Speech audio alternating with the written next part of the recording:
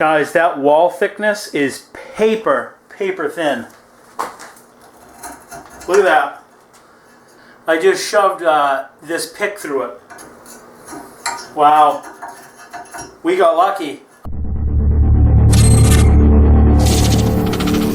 Good afternoon, YouTube. My name is Brandon, and today's video is not going to be the typical welding video.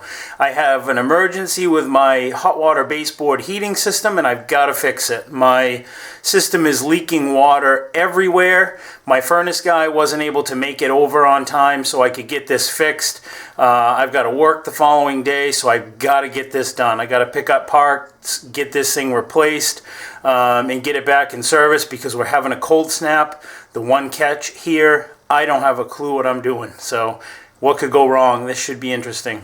Stick around. So here's the boiler.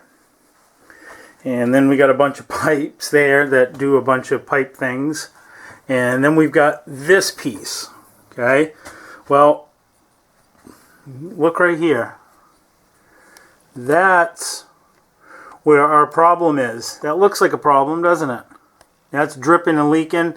A little bit of corrosion around that one. And these two are just capped off. They don't go to anything. So the best part of this, I don't have a clue what I'm doing. Never done this before, and I don't really know a lot about it. But so this one here, that's really bad, goes to this, which I think maybe is a circulator. And then it comes out and it goes down, and I think it has something to do with my hot water. And the good part is that all of this was new like 8 years ago, so everything is all valved off. So it looks like if I close this valve here, close this one here, then I can break the connections here to get this spun off, and I've got the water turned off here that feeds the boiler, so that seems like it would help. And I've got this replacement part here. It looks like it's going to be a direct replacement. Now, for you guys that are like boiler guys, or you guys are going to know more about this stuff than me, so try to be easy on me a little bit. Hopefully I'm doing this right. I think can probably do it, but my biggest concern right now is getting the air out of it. I don't really know how to do that, but we're going to address that little by little as we go. So what I'm doing here is I'm just wrapping some metal tie wire around those circulators so that they're not dangling while I break those connections. So this part, I kind of have an idea what I'm doing. I'm going to wrap the threads with some Teflon pipe tape. And then I'm going to afterwards go over the tape with this stuff here. And it says it withstands pressure up to 10,000 psi, fluids 3,000 psi, gases 126 psi natural gas, temperature ranges from 100 to 600 Fahrenheit. So yeah, I think we'll be good there.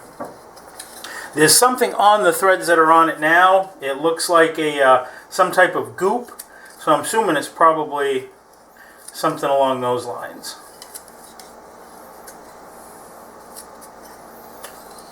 I'm not sure how much of this stuff I'm supposed to put on, so I guess I'll just put a few wraps on it. And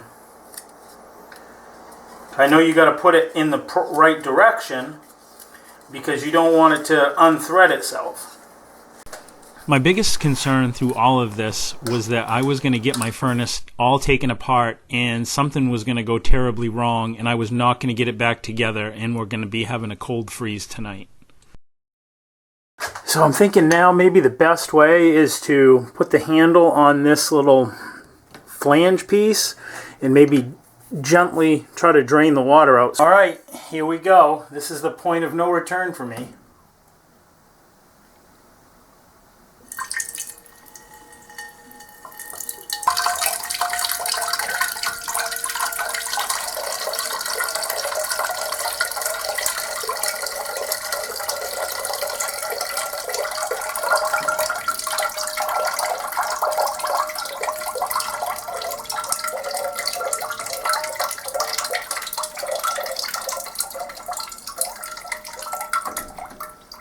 So that's not bad. That's how much water I removed out of that little section of pipe. So hopefully I can get that much water back in without a whole bunch of air, because that's the part I'm worried about, is bleeding it. Now, normally I would never attempt a project like this. Maybe if it was summer, I might consider it, but I just don't have a lot of knowledge about furnaces, and I don't really have a lot of knowledge of how to bleed air and how this stuff works. So it intimidates me a little bit, even more so knowing that we're coming on cold weather. This furnace heats all of my water, and it also heats the house. So I had to be pretty careful about what I was doing, but as you can see here, it's going pretty well for me, and I always have concerns when something goes well, because that usually means that towards the end I'm going to end up paying for it. So we got the header out. Check this out. Look how bad this is. This thing is almost, geez, completely rotted right out. It's bad. Might not even be able to get this out of this piece of brass. Apparently this is common because of joining two dissimilar metals. That's what I was told, like joining brass to carbon mild steel, I guess. So the next step I got to do is I got to take these flanges off and get them onto our new manifold setup. I have to say, I was actually kind of surprised at how well all this stuff came apart. It almost seemed like it was too loose, like the stuff really wasn't all that tight. Maybe you guys that are plumbers or boiler guys, maybe you guys can enlighten us, but how tight are these things supposed to be? Because these didn't seem like they were very tight to me.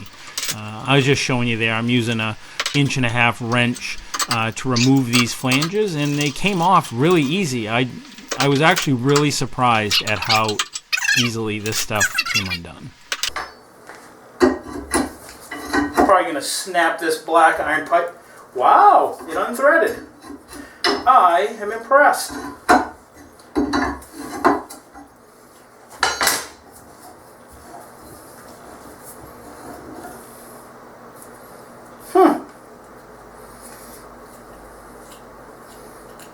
Wow, and there's nothing wrong with it. Look. You see the threads in there? That you can see it's got a little bit of that's that pipe tape or something, but yeah, the threads aren't damaged, which that actually surprises me that they're not. So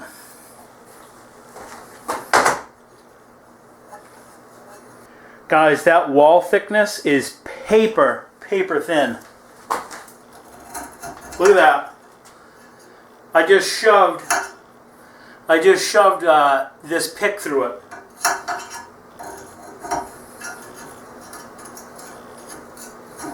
Wow.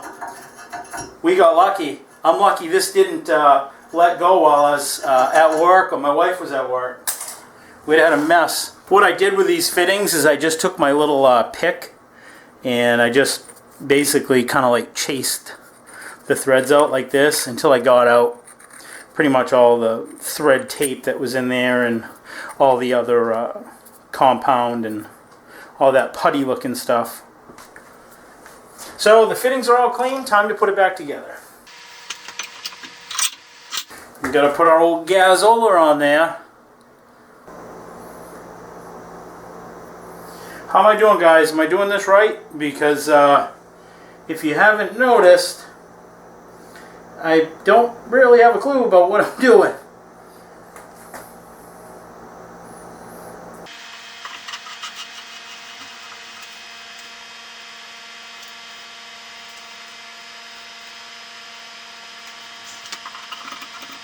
What I'm going to do is get everything assembled all at once, and then I'll go back through and like really crank everything right up.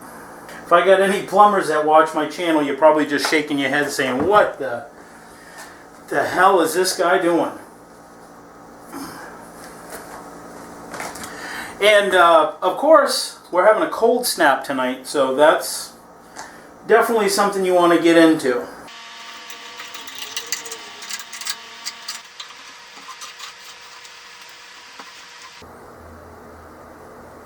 How am I doing, guys?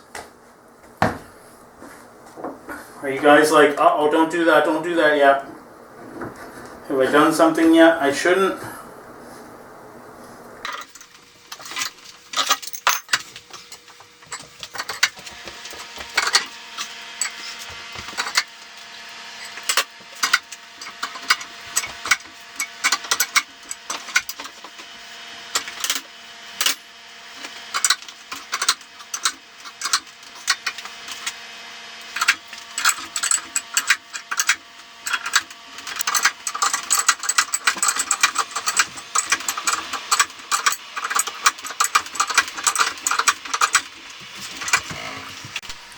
That thread compound made a mess.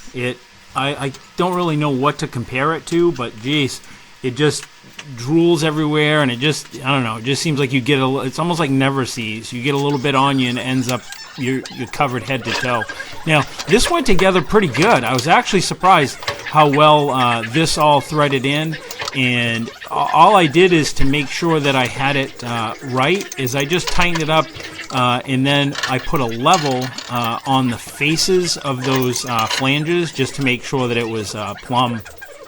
And it worked out well. I mean, everything bolted up and worked out perfect. I don't usually have that kind of luck whenever I do something, so it kind of scares me a little bit when things go right, or it feels like they're going right. There, now I just tightened up that little end hanger. I'm checking everything for plumb. Now I'm putting the bolts back through on those circulators and just snugging everything up. Now, those have like an O-ring seal on them. I don't know if they're supposed to be torqued or not. I didn't put them super tight. I just kind of like snugged them up. I didn't, crank them right down. I don't know as if they need to be. All right, moment of truth. We're all back together. Everything's all bolted up. So I think what I'm going to do is start turning on the water, and I'm going to turn it on real slow, and I'm going to try to use this valve right here, the one we drained it out of, to just slowly release the air out of it. I'm hoping that that'll work. So I'm not sure if you can hear this, but as I turn on this valve, you can start hearing the air escape out of the pipe.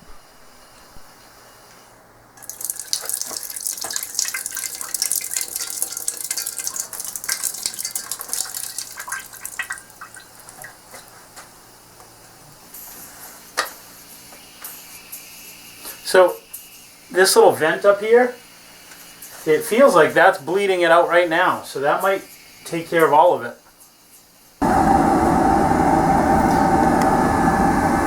Well, there it is. It is done. It is bone dry, with the exception of this right here. It like pisses out a little drip every now and again, but that's where the air was coming out. So I'm wondering if that might just clear up after a while, or see that it's got that little pissing out the end there, but I don't know. We'll see. Yeah, so that's kind of, I can hear that like a little bit of water in the pipe, but I mean air, I'm sorry, a little bit of air in the pipe.